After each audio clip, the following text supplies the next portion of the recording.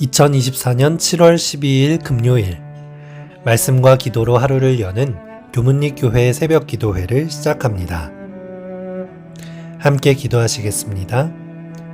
하늘에 계신 아버지 하나님, 이번 한 주간 6월절에 대하여 연구하면서 예수 그리스도의 희생을 더욱 깊이 이해할 수 있도록 해주시니 감사합니다. 저희가 오늘 하루 살아갈 동안 6월절 어린 양으로 희생하신 예수님을 더욱 깊이 생각하며 함께 동행하는 저희들 될 수 있도록 해주시옵소서. 이 시간 성령 하나님 충만히 역사하시는 귀한 기도 시간이 될 수 있도록 함께하여 주시옵기만을 예수 그리스도의 이름으로 간절히 기도드리옵나이다. 아멘. 성도 여러분 안녕하십니까? 한 주일이 지나가고 안식일을 맞이하는 예비일입니다. 이번 주 동안 부조화 선지자 24장 6월절을 묵상하였는데요. 오늘은 그 마지막 5번째 시간입니다. 말씀의 제목은 무교병과 함께 먹음입니다. 하나님의 말씀 출애굽기 12장 8에서 9절을 읽도록 하겠습니다. 그 밤에 그 고기를 불에 구워 무교병과 쓴 나물과 아울러 먹되 날 것으로나 물에 삶아서 먹지 말고 머리와 다리와 내장을 다 불에 구워 먹고. 어제에 이어서 6월절 양을 먹는 방법에 담긴 표상을 더 살펴보려고 하는데요. 6월절 양을 먹는 방법 중에 강조되었던 것 중 하나는 바로 무교병과 함께 먹는 것입니다. 불에 구워 먹는 방법과 무교병을 먹는 것은 신속하게 애굽에서 빠져나가기 위한 죄에서 신속히 돌아서라고 하는 의미가 들어있다는 것을 어제 살펴보았습니다.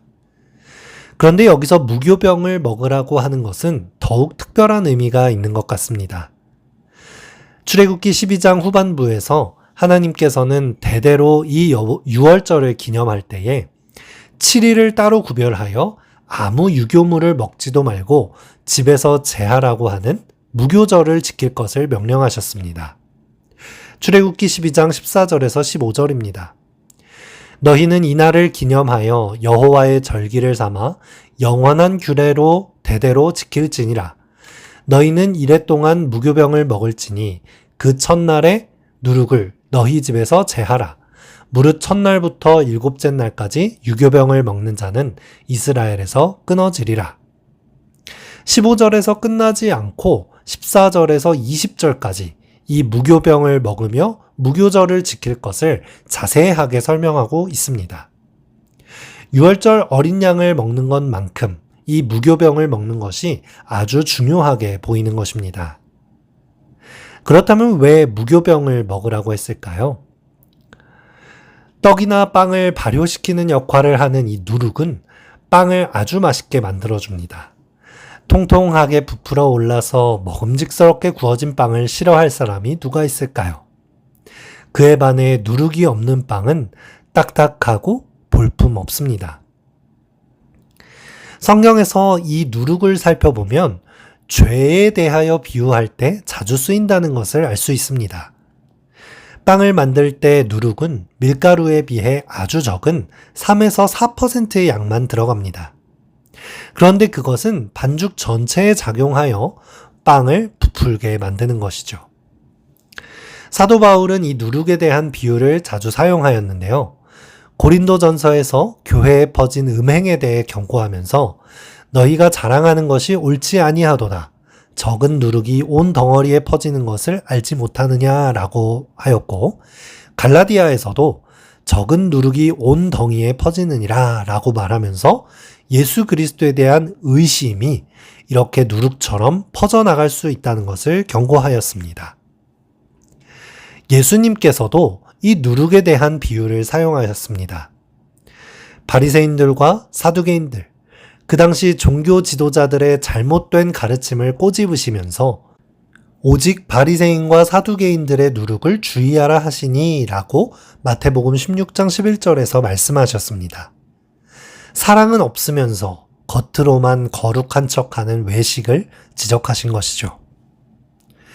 그런데 여기서 또 한 가지 재미있는 사실은 예수님께서는 천국에 대해서 비유하실 때도 마찬가지로 누룩에 대한 비유를 쓰셨다는 것입니다. 마태복음 13장 33절입니다.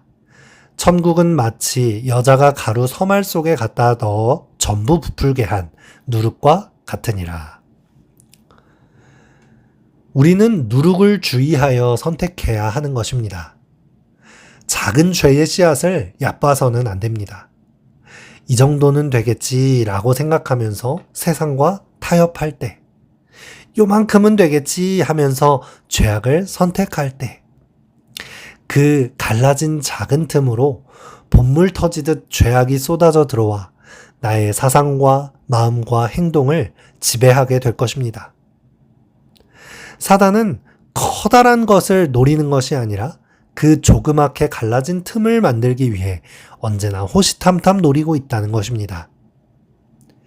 이 땅에 죄악이 시작된 첫 시작도 대단한 배신이 아니라 사단의 작은 거짓말, 그 거짓말을 믿은 하와의 작은 의심, 선악과를 따먹는 작은 행동에서 시작되었다는 것을 기억해 보시기 바랍니다. 가룟 유다를 예수님을 팔아먹은 배신자로 만든 것은 그의 생각 속에서 죄에 대하여 작은 틈을 내준 것이 자라나고 자라나서 그런 결과를 만들었다는 것입니다. 반대로 천국도 마찬가지입니다. 우리가 구원에 이르는 것은 대단한 업적이나 예수님의 이름으로 거창한 일들을 이루거나 큰 기적들을 경험함으로 이루어지는 것은 아닙니다. 오늘 단지 나에게 일어나는 작은 일상들과 매 순간 선택 속에서 하나님께 순종하는 누룩을 선택함으로 구원을 이루는 것입니다. 내 인생 속에 예수 그리스도라고 하는 누룩을 넣음으로써 나의 인생이 통째로 뒤바뀌는 것입니다. 부조화 선지자 278페이지입니다. 무교병을 먹는 것 역시 깊은 뜻이 있었다. 이 절기 동안에는 그들의 집에 누룩이 없어져야 한다는 것이 유월절의 규례 가운데 명백하게 지시되어 있으며 유대인들은 그것을 엄격히 지켜야만 했다. 그와 같이 죄의 누룩도 그리스도로부터 생명과 영향을 받고자 하는 모든 사람들에게 일소되어야 한다. 유월절 양을 먹으면서 무교병을 먹는 것에 대하여 이렇게 강조한 것은 구원을 위해서 이토록 완벽한 거룩의 상태가 필요하기 때문일 것입니다. 그 완전한 거룩을 우리가 어떻게 이룰 수 있을까요? 우리의 힘으로 어쩌면 이룰 수 없는 것인지 모르겠습니다. 오직 예수 그리스도의 희생으로 마련된 그 누룩을 내 삶 속에 넣음으로써 우리는 죄악의 누룩을 일소시킬 수 있을 것입니다. 오늘 우리 삶의 산재한 누룩들이 제거될 수 있기를 예수님의 이름으로 기도합니다. 매일 매순간 선택 속에서 예수님의 누룩을 선택하게 되시기를 간절히 바라겠습니다. 이 아침 함께 기도할 제목입니다.